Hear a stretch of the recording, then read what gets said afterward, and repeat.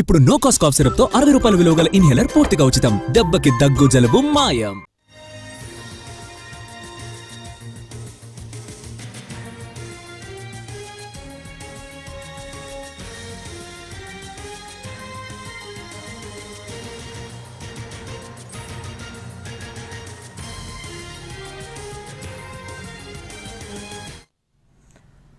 గోవా ఘటనలో పోలీసులు విచారణ ముమ్మరం చేశారు. నిందితుల వేట కొనసాగిస్తున్నారు. క్లబ్ ఓనర్లు సౌరభ్ లూథ్రా, గౌరవ్ లూథ్రా థాయిలాండ్లోని పుకెట్కు పారిపోయారు.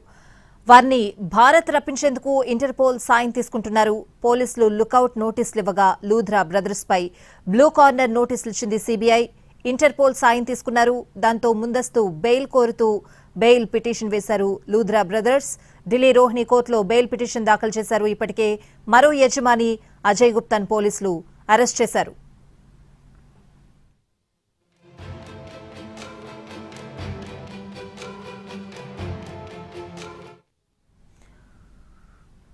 గోవాలో ఈ నెల 6న అర్ధరాత్రి దాటాక బీచ్ నైట్ క్లబ్ లో అగ్ని ప్రమాదం చోటు చేసుకుంది. ఈ ఘటనలో 25 మంది చనిపోయారు. మృతుల్లో 4 పర్యాటకులున్నారు. ప్రస్తుతం ఈ కేసు విచారణ జరుగుతోంది.